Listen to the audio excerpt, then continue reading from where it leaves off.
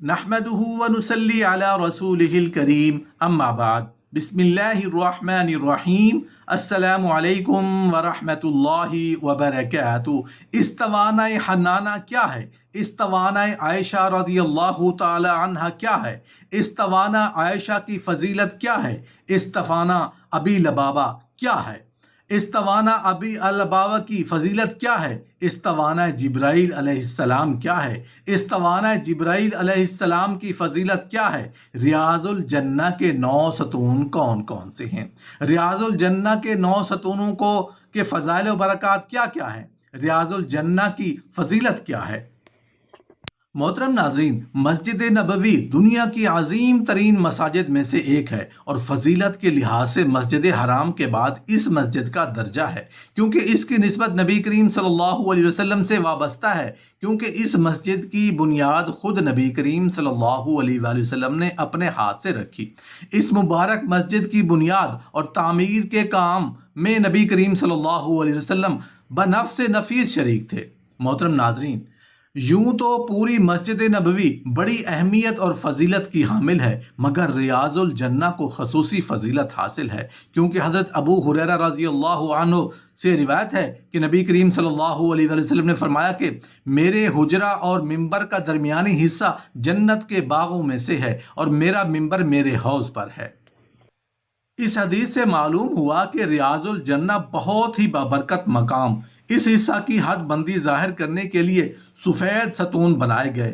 مبارک ستون ریاض الجنہ میں بعض ستون بہت مشہور ہیں اور فضیلت کے اعتبار سے بڑے اہم ہیں۔ ان ستونوں کے قریب نوافل اور نماز پڑھنا بڑی برکت کا ذریعہ ہے۔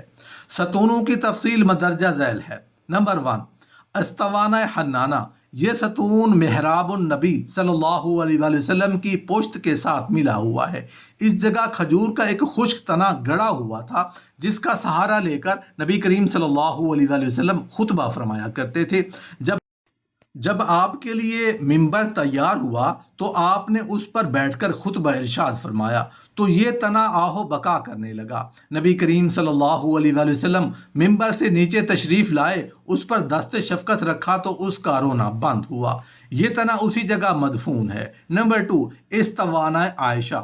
نبی کریم صلی اللہ علیہ وآلہ وسلم نے ایک مرتبہ ارشاد فرمایا کہ اس ستون کے پاس ایک ٹکڑا ایسا ہے کہ اگر میں اس کو ظاہر کر دوں تو وہاں اتنا ہجوم ہو جائے کہ وہاں نماز پڑھنے کے قرے پڑنے لگیں۔ کہتے ہیں کہ حضرت عائشہ صدیقہ رضی اللہ تعالی عنہ کو وہ جگہ معلوم تھی اور آپ نے اپنے بھانجے ابن زبیر رضی اللہ تعالی عنہ کو بتائی تھی۔ جب دیگر صحابہ کرام رضی اللہ تعالی عنہ نے ان کو دیکھا تو وہ ستون سے ذرا دائیں ہٹ کر نماز پڑھ رہے تھے۔ نمبر 3، استوانہ ابی البابا۔ استوانہ عائشہ رضی اللہ تعالی عنہ کے بائیں طرف ہے، اسے استوانہ توبہ بھی کہتے ہیں۔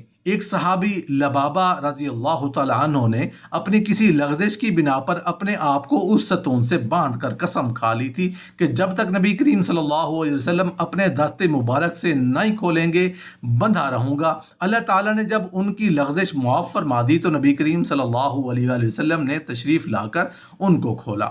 نمبر 4، استوانہ وفود۔ یہ وہ مقام ہے جہاں باہر سے آنے والے وفود سے نبی کریم صلی اللہ علیہ وآلہ وسلم ملاقات اور گفتگو فرمایا کرتے تھے۔ استوانہ حوض۔ آیت حفاظت نازل ہونے سے پہلے اس جگہ کھڑے ہو کر صحابہ کرام رضی اللہ تعالی عنہ نبی کریم صلی اللہ علیہ وسلم کا حفاظتی پہرا دیا کرتے تھے۔ حضرت علی کرم اللہ وجہ نے یہ بھی خدمت انجام دی، اس لیے بعض لوگ اس کو استوانہ علی رضی اللہ تعالی عنہ بھی کہتے ہیں۔ استوانہ سویر۔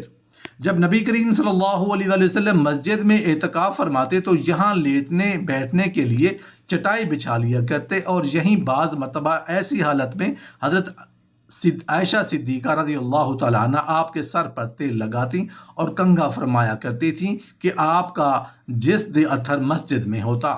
یہ تینوں مقصود کے گرد کی آہنی جالیوں کی وجہ سے نصف کے قریب مقصودہ مبارکہ کے اندر ہے اور نصف باہر ہے۔ استوانہ تہجد، یہ وہ جگہ ہے جہاں نبی کریم صلی اللہ علیہ وسلم تہجد ادا فرمایا کرتے تھے۔ استوانہ جبرائیل، یہ وہ مقام ہے جہاں جبرائیل علیہ السلام سے ملاقات ہوتی۔ جب وصال سے پہلے والے رمضان میں نبی کریم صلی اللہ علیہ وسلم نے جبرائیل علیہ السلام کے ساتھ قرآن شریف کا دور فرمایا تو اسی جگہ فرمایا تھا۔ یہ دونوں ستون بالکل روضہ مبارک کے اندر آ گئے ہیں، اس لیے باہر سے نظر نہیں آتے۔ گنبد خضرا انہی پر قائم کیا گیا ہے۔